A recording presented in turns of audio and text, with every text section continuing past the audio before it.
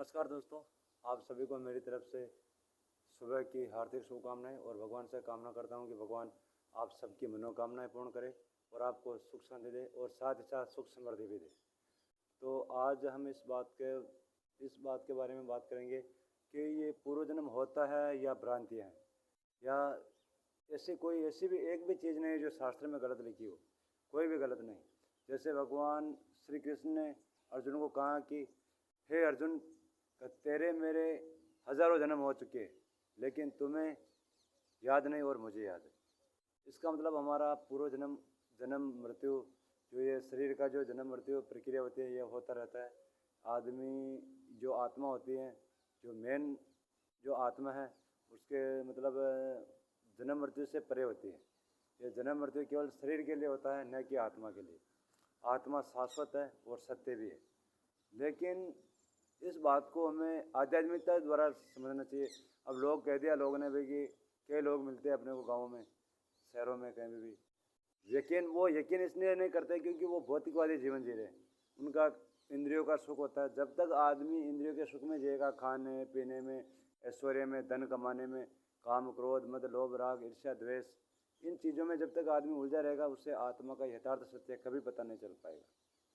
क्योंकि इस गीता में इन चीज़ों का कहा गया है कि आत्मा का स्वाभाविक जो गुण है वो भक्ति है। आत्मा का यह गुण नहीं कि धन इकट्ठा करना, नाम कमाना, पैसे कमाना, जायदाद बेड़ी करनी। जैसे मतलब आत्मा तो इससे परे है। आत्मा कर्मों से भी परे है, न कि कर्म जो मन की, जो भगवान श्री कृष्ण ने कहा कि जल पृथ्वी अग्नि वायु और आकाश, इन 5 तत्वों के प्रकृति के बाद एक प्रकृति और है, जो मन बुद्धि और इंद्रियां। मन बुद्धि और इंद्रियां, इसके द्वारा कर्म किया जाता है।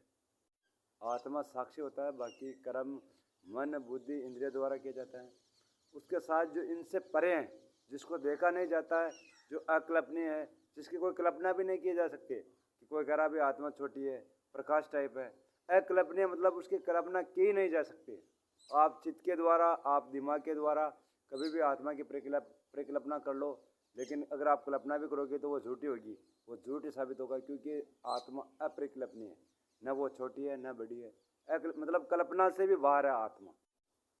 कई बार लोग कहते हैं भी कि आप मतलब ध्यान में बैठो, ध्यान में हम एकाग्रता प्राप्त कर लेंगे, लेकिन आत्मा अकल्पनीय, आत्मा को कभी देखा नहीं जा सकता। ऐसा आदमी नहीं जो जिसने आत्मा देख लिया वो बता दिया भाई आत्मा सफ़ेद कलर की है, आत्मा हरे कलर की है, आत्मा, ऐसा हो ही नहीं सकता। क्योंकि भगवान ने गीता में पहले लिखा है कि आत्मा अकल्पनीय है, मतलब आत्मा जो कल्पना शक्ति है उससे भी परे है।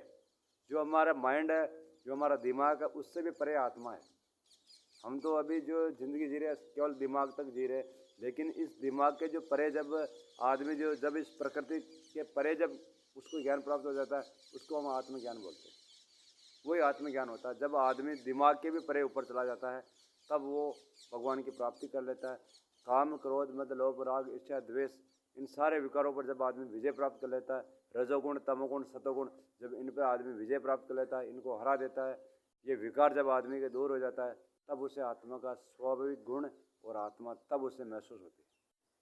और पूरे जन्म के बारे में लोग कहते हैं जन्म मृत्यु ये शारीरिक प्रक्रिया है, भले जन्म मृत्यु होता है, शारीरिक प्रक्रिया है शरीर का। ये जन्म मृत्यु एक ऐसी प्राकृतिक प्रक्रिया है जिसमें आदमी जीव जन्म लेता है और मृत्यु को प्राप्त होता है। ये एक प्राकृतिक प्रक्रिया है, लेकिन इसमें जब आत्मा का वास होता है, वो आत्मा को हम मतलब पूरे जन्म मृत्यु के पूर्व जन्म और जन्म इनमें हम जोड़ देते हैं। ये 84 लाख योनियाँ होती हैं।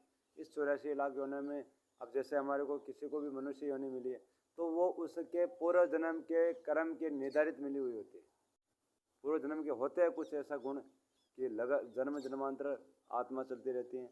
तो हमारा सबसे पहला ये लक्ष्य होना चाहिए कि हमें भगवान की प्राप्ति करें, भगवत प्राप्ति हो जाए। क्योंकि ये संसार में जितने भी इंद्रियों के सुख है, एक दिन ऐसा आएगा कि इंद्रियों के सुख भी नहीं रहेंगे, क्योंकि ये अनित्य है, नित्य है नहीं। धन्यवाद। अगर मेरा वीडियो पसंद आया हो तो लाइक करें और चैनल में सदस्यता लें। जय श्री कृष्ण।